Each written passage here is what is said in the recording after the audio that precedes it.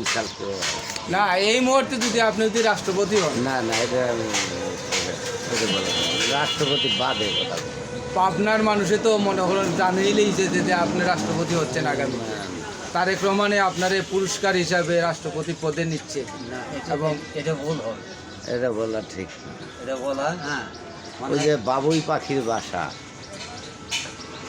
হ্যাঁ ওই এসব কথা বলা আর বাবুই পাখির বাসা ভাঙ্গা ভাঙা ভাঙ্গা একই। বাবুর পাখির বাসা ভাঙ্গা আর এই কথা বলা সমান অপরাধ। তবে তুমি করতে পারো, ওই যে চা খেলে খাইতে পারো। আমি আবার রোজা আছি তো। না, আপনি তো বর্তমানে বাংলাদেশে সবচেয়ে বেশি আলোচিত ব্যক্তি। না তা ঠিক আছে। আপনি দুইটা কথা বলেন দেশবাসীর উদ্দেশ্যে। আমরা জানি যে বিএনপি গভর্নমেন্ট আসার আগেই আপনি মানে শহীদ প্রেসিডেন্ট জিয়াউর রহমানের খুব আদর্শের একজন সৈনিক।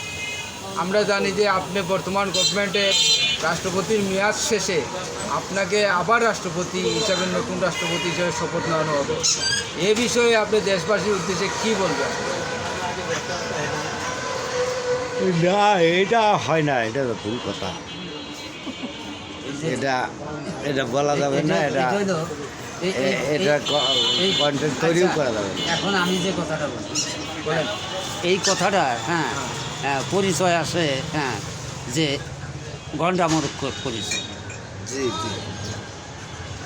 আর কি আপনি কি ওনারে কি মহামান্য রাষ্ট্রপতি হিসাবে মানেন না? না কেন মানবেন না? না উনি তো শপথে আসছে। না না, উনি কেন? শপথ করে নাই, আমি বলবো কেন?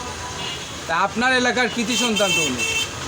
আমার এলাকার কৃতি সন্তান তাই, হ্যাঁ আরও কিছু তাই, যেটা অবৈধ সে কথা আমি বইলা, হ্যাঁ অপরাধ আমার গাড়ি নিব কেন? উনি রাষ্ট্রপতি হওয়ার যোগ্যতা তো আছে। উনি ঢাকা ভার্সিটির একজন স্টুডেন্ট, ছাত্র রাজনীতি করছে, আজীবন বিএনপির একজন কর্মী।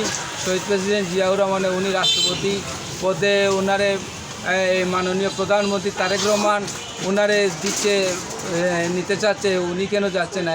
ওনার তো যোগ্যতা আছে, তা আপনি মানবেন না কেন? না, ওনার যোগ্যতা নাই। নাই। না, ধন্যবাদ আপনার। অন্তত 10টা কল দিছি, আপনার ফোন বন্ধ।